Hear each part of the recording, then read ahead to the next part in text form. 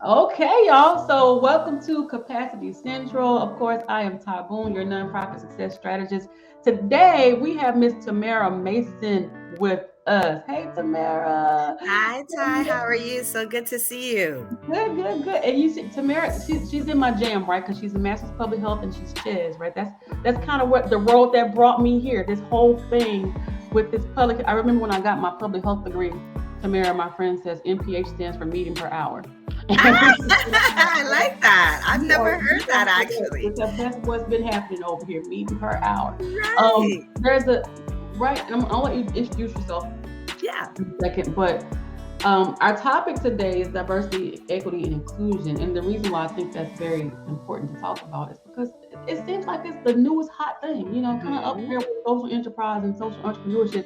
You see DEI and DEIA being thrown around all over this internet space, right? It's like, what is that? And what does that mean for my business? What does that mean for my organization? What does that mean for capacity building? Is that something that I should be looking into to help build and sustain my business or organization? So this is why we brought Tamara on today.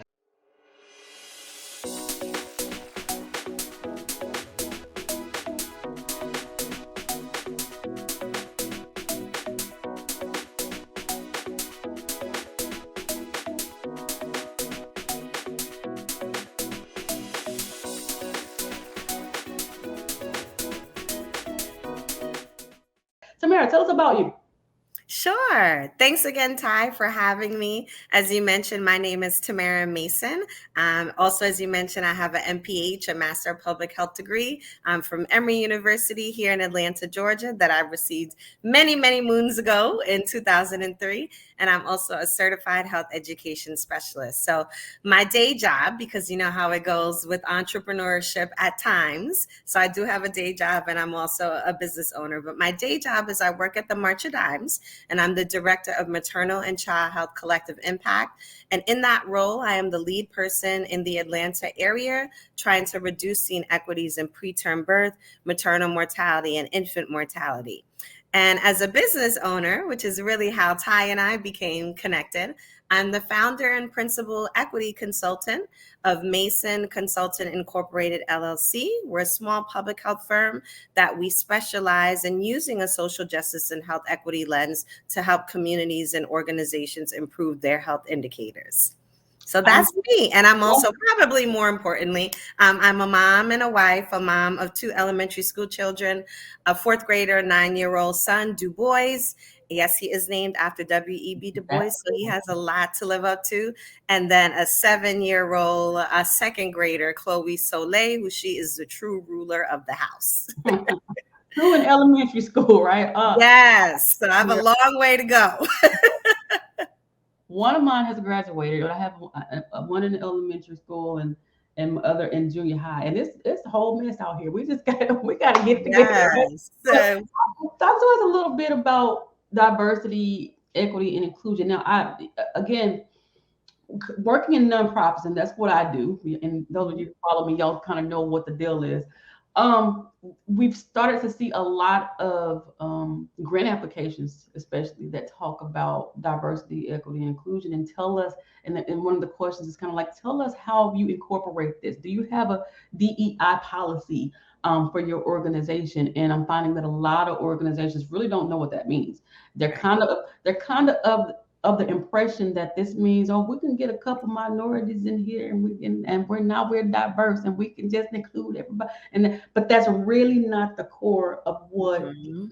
it is. Can you talk to us a little bit about that and just kind of define DEI for us? Sure, I will do my best. I am not purporting to be a diversity, equity, and inclusion, a DEI master expert by any means, but I think this is a great conversation. So, diversity, equity, inclusion, maybe let's start right with the three words. But for a very long time, diversity, equity, and inclusion pretty much referred to the type of trainings that happened in the workplace.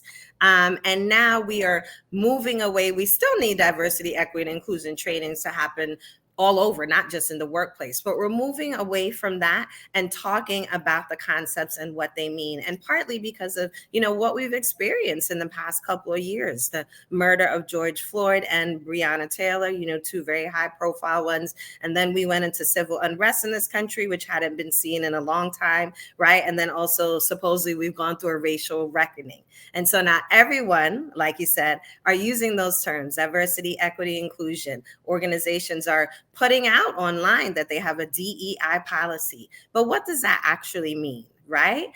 So diversity refers honestly to difference. And that sometimes may be part of the problem, that a lot of times the differences were counted up, right? So do you have different racial groups in your organization or at your workplace, within your school setting? Do you have different ethnicities? Do you have different nationalities? Now, as we should, we're also talking about gender, right? It's not just about, the gender that you were assigned at birth.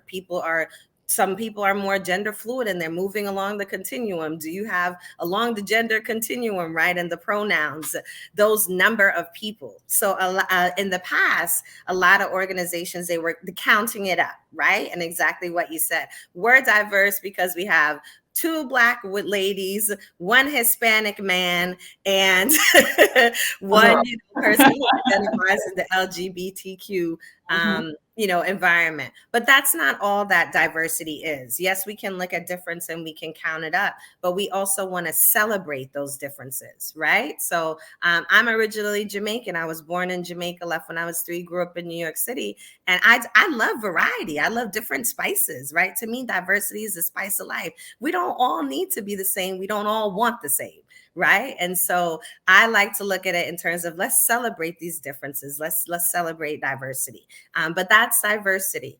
Equity, a lot of times, is actually confused with equality, and they are not the same. So equality, equal, means you give the same to everyone. Equity is looking at it and saying, well, this person, because maybe they're quote unquote in a marginalized population or different circumstances, they need a different set of resources than this person. So let's give person A, let's continue with the marginalized population example. Let's give person A, who's in the marginalized population, the resources they need to be on equal footing, the level playing, as person B, who is not in a marginalized population and doesn't need, this level of resources. A more concrete environment, let's look at school systems, right? So if you have school system A that's in a more high income area due to property taxes, and school system B that's in a more low income area, we shouldn't honestly give 300 laptops to school system A and also 300 laptops to school system B, because the students in school system A, again, they're in a more high income area, they may all have laptops at home. So let's distribute the resources so that the students in the school system B that are low income, they can have also laptops. You see what I'm saying? So there's a great picture that I love, to me, that highlights the difference between equity and equality. It's of 3, I'm going to call them boys, on boxes, trying to look at a baseball game over a fence. So you have a very tall one, a medium-sized one, and a very short one. And so when things are equal, you give all 3 of those boys, all 3 of those gentlemen, the same box, right? So the very tall guy he's even taller and he can see over the fence. The mid-range guy, maybe he can see over the fence or not. The very short guy, he can't see over the fence at all. But folks will say, but it's equal. We gave them all the same size box. Now, if we look at it from the equity standpoint and we give them what they each need, the tall guy doesn't even need a box. The medium-sized guy gets, a shorter box than the very short guy. He gets a really tall box so that they all eventually can see over in most pictures, it's like a wooden fence. And then taking it to another level, you have some folks are like, why the fence even there? Let's just remove the fence, right? But that's another conversation. So yeah, but that graphic, if you've ever seen it, to me, really exemplifies perfectly the difference between equity and equality. And then finally, inclusion is about everyone with the diversity, right? With the differences, because again, there are differences that should be celebrated, but that with all our differences, all of us can be in the space and place, and that we all feel included. We all feel welcomed. And I can show up here as my full, true self in this environment and feel welcome and included. That's what inclusion is about. And so now, as we're applying to grants, or folks are like, let's improve the diversity, equity, and inclusion capacity, I'm with that. Because to me, in order for nonprofit organizations, corporations, organizations, school systems, medical systems, for us to all operate as our best selves at the best capacity, we need diversity. We need to celebrate those differences. We need equity. We need to distribute, talk about how things are being distributed, to meet folks' needs. And we need everyone to feel welcomed and included. And when we have that, when all of those boxes, for lack of a better word, are checked, we can operate at our highest level as a nonprofit, right? As an organization. So, yeah, I'll stop there. I love all of that, right? I think a lot of times nonprofit organizations, especially, don't even realize that they need to focus on DEI, right? They've heard of it, and they think, especially minority-run organizations, are kind of feeling like, well, we are like this is created for us because this is who we are, and all these things were created for us. I think what we need to do is maybe kind of go back a little bit and look at internal evaluation, things that we are, especially like community-based grassroots organizations, we are afraid of evaluation of any kind. Right. Right? Okay, these are numbers. When we don't do numbers over here, right? But going back and to look at things like that, to really take a good look at the environment of your organizations, to discover what you're missing as it refers to diversity.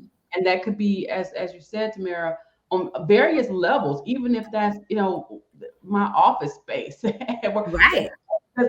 Is everything comfortable? And does that fit into what I need as an individual? Does that really correlate with my culture? Are you putting me at a space at work where I could thrive?